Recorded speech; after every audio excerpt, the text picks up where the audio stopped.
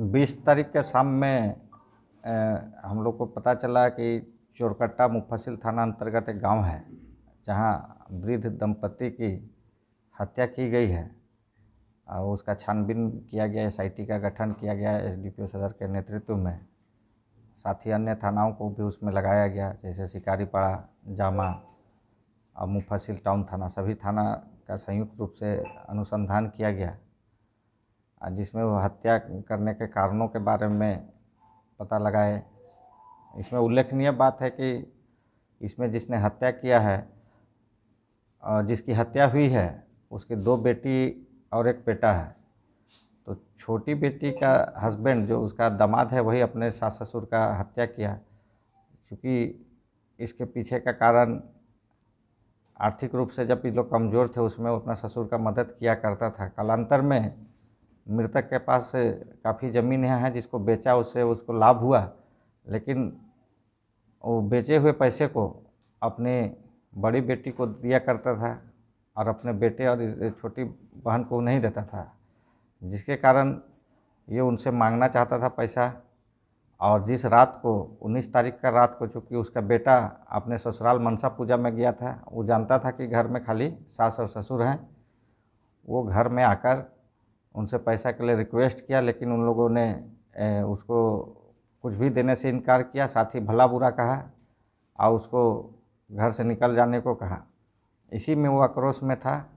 फिर किसी तरह घर में रहा, लोग साथ में रहे और उसी गुस्सा में वो घर में जो उपलब्ध जो ईंटा था, अन्य पीढ़ा वगैरह था, जिससे ससुर को पहले मारा। और तो उसकी सास बाहर गई हुई थी बाथरूम अपने, वो आके देखी तो उसको विरोध की, तो अब तो राज खुल गया, तो उसको ही मारा।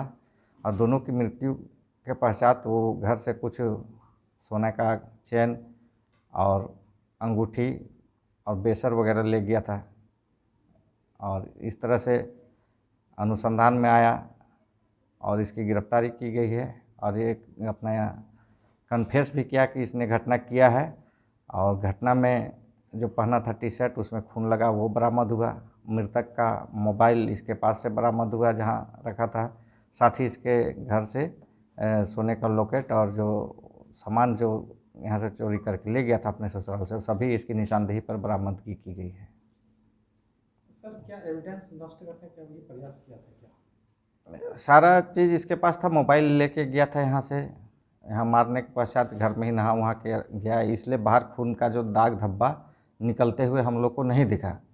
चूँकि ये अपने मोबाइल से अंतिम कॉल मृतक के मोबाइल पर जो गया था, इसी के मोबाइल से गया है और इसका उस समय का लोकेशन उसी गांव में था।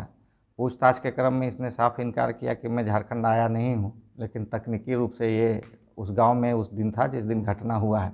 तो प्रारंभिक जो संदेह इस पर गया और उस पर अनुसंधान करने के पश्चात इसने जो कन्फेस किया और जो उसकी सारी सामग्री उसके पोजीशन से, उसके निशानदेही से बरामद हुआ और इस प्रकार स्पष्ट हुआ कि इसने ही उसकी हत्या की है। और सीसीटीवी फुटेज में हम लोग भी देखे जिसमें ये अकेले ही उसमें दिखा है। तो सर, क्या